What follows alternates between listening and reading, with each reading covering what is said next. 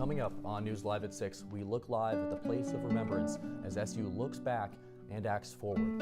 Remembrance Week comes to a close with the rose-laying ceremony and the convocation, the sights and sounds from an emotional day here on campus. News Live at 6 starts right now.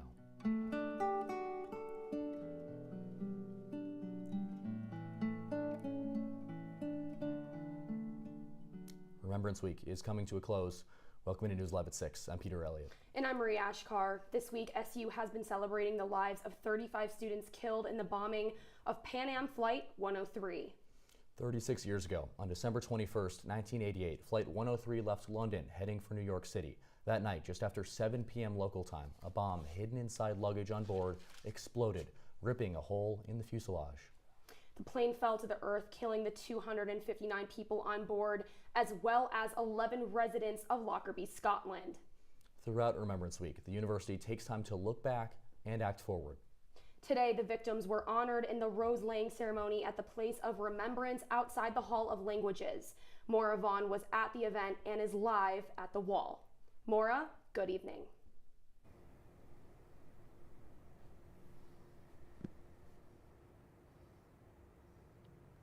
Peter, Marie, good evening. Today, the Syracuse community came together to grieve the 270 lives lost 36 years ago.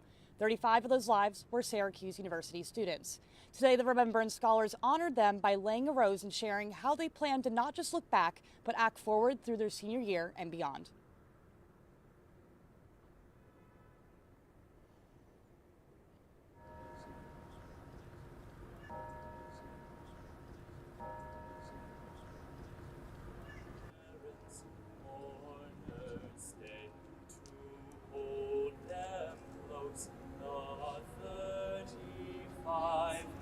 Today we gather not only to remember, but to honor the lives senselessly lost in the Pan Am Flight 103 disaster. They were sisters, brothers, daughters, sons, and friends. We are sisters, brothers, daughters, sons, and friends.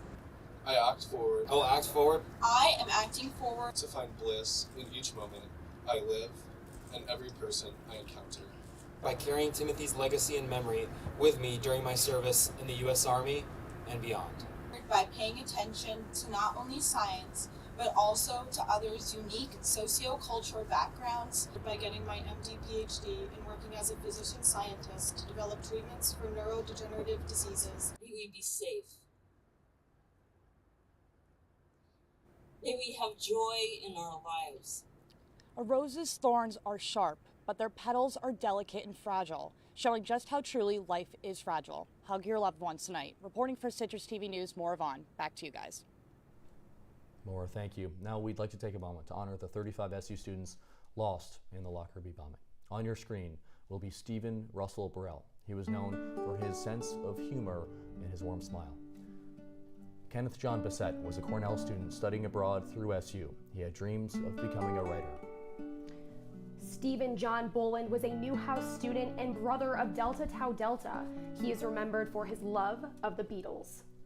Nicole Elise Boulanger was a musical theater major with a love for acting and set design. Timothy Michael Cardwell was a VPA student and sergeant in the 403rd Army Reserve National Guard at SU. Theodora Eugenia Cohen had a passion for theater. She even went twice a week to see shows while studying abroad in London. Gary Leonard Colasanti was an avid skier and a member of Sigma Alpha Epsilon at SU. Scott Marsh Corey was said to have an infectious exuberance for life and a great sense of humor. Gretchen Joyce Dater went to the Maryland Institute of Art, but was studying abroad in London through SU. She wanted to teach elementary school art. Shannon Davis studied human development at SU and dreamed of one day operating a daycare. Turin Michael Ergene was an actor and a member of SU's men lacrosse team. John Patrick, or J.P. Flynn, was a Colgate University junior and a player on the men's basketball team. Pamela Elaine Herbert was a Bowdoin College junior who won many academic awards during her college career. Karen Lee Hunt had a passion for magazine writing and poetry. She was a sister of the Pi Beta Phi fraternity. Christopher Andrew Jones was a junior known for his sense of humor and loyalty to his friends. Julianne Frances Kelly was a prolific writer. She was pursuing a double major in political science and PR. Wendy Ann Lincoln was an art major specializing in comm design, graphic illustration, and photography. Some of her art was on display at a student art show in London. Alexander Lowenstein was looking to pursue a degree in clinical psychology so he could work in a psychiatric clinic after he graduated. He was a brother in SU's Zeta Psi chapter. Anne Marie Glasgow was a grad student who worked as a counselor for drug and alcohol abuse. Richard Paul Minetti was a junior known for his ability to make the most of every day. Ann Lindsay Otenisak was a junior at Western Maryland College. Her goal in life was to work with deaf children. Peter Raymond Pierce was coming home from Florence, where he was pursuing a master's to teach design. Frederick Sandy Phillips was vice president of the Student Government Association at Syracuse. Sarah S.B. Phillips was a junior at the University of Colorado Boulder. She studied abroad in London through SU and saw plays while she was there. Louise Ann Rogers was a senior at the Maryland Institute of Art, who was known for her colorful and offbeat personality. Thomas Britton Schultz was a junior at Ohio Wesleyan University who was planning on attending law school. Amy Elizabeth Shapiro was a passionate writer and photographer who worked for multiple publications during her time on campus. Cynthia Jones Smith was studying fashion and design marketing. She was a member of the Delta Phi Epsilon sorority. Mark Lawrence Tobin was a Fordham University student. Since he was a child, his dream was to become a television sports announcer. Alexia Catherine Ciceres was a Newhouse junior who played for SU's women's volleyball team. She was a talented photographer. Nicholas Andreas Varinos was a photography major known for always telling people to, quote, go for it. Keisha Whedon is remembered for her love of children and her dedication to music. Miriam Luby Wolf was a lover of the arts. She studied dance, dramatic literature, acting, and more. And Scott Christopher Saunders was a Colgate University senior who was wrapping up his second study abroad experience in London, what he called his home turf. Saunders was a talented photographer who snapped pictures in London and at Camp Dudley in the Adirondacks. An editor of the Colgate Political Review, he was looking forward to pursuing a law degree. Two students, Eric and Jason Coker, are no longer being formally represented as a part of Remembrance Week. The Coker brothers' parents asked for them to be removed. 2 years ago, anti-Semitic material was discovered in archival letters written by the twins. Now, the university recognizes the other passengers as well as the pilots and crew aboard the aircraft during Remembrance events. Now to the latest, because the investigation into the Pan Am Flight 103 bombing is still ongoing. Sigourney Bell updates us on the latest in this case. Remembrance it is something we do every year on campus. Obviously, we have for the past 35 years. The bombing was 36 years ago. The scholarship was established a year later. And this is the way we not only honor those we lost and all 270 people who were lost in the disaster, but it's a way we look forward. As Syracuse reaches the end of Remembrance Week, the campus has time to reflect and honor the lives lost. Lockerbie scholar Anna Newbold reflects on her journey through the process. It's been a very overwhelming experience. It's a lot to take in as much as we don't know the victims, and obviously being younger, so many years have passed, but you still feel that connection to them and you feel the responsibility to make them proud, their families proud, and act forward in their memory. Acting forward in remembrance involves finally convicting the bomb maker, a case that has taken over 3 decades to complete. There's been new evidence that has about the alleged maker of the bomb that was planted onto the aircraft. Scottish and American authorities are now collecting that evidence and are planning to bring that person to trial in Washington in May of 25.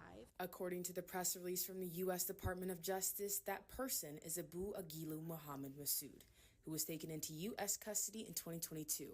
At the time, Massoud pled not guilty to all 3 charges. To charge someone even after so many years, I think it brings a lot of closure to the families, both in Lockerbie and in Syracuse, and I think it will mean a lot to them to finally have someone charged with it as well. the long-awaited conviction and the peace that will hopefully come with it. I'm Sigourney Bell, reporting for Citrus TV News. Sigourney, thank you so much. Well, following the rose-laying ceremony, the scholars and families in attendance walked to the convocation. Our reporter Charlie Goldberg is at Hendricks Chapel now. Charlie, what does this event entail? In 1988, Pan Am Flight 103 exploded over Lockerbie, Scotland. It killed all those aboard, including 35 Syracuse University students studying abroad. Chancellor of the university, Ken Severud, explains how while we recognize the tragedy on a day like today, we also look at it towards the future in a positive light.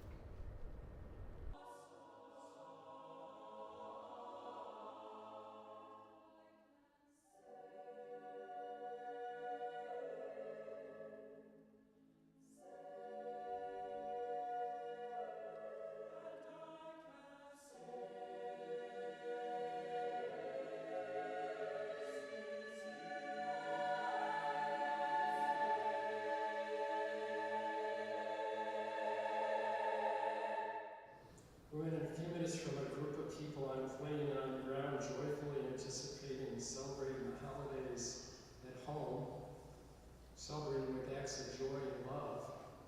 We went from that to a terrible act of hate that left sundered lives and debris on the ground and in our hearts. And it felt like the scar never really healed. And what we've done today, what we do at the end of every Remembrance Week for more than 30 years, is that we have just as abruptly reversed the narrative.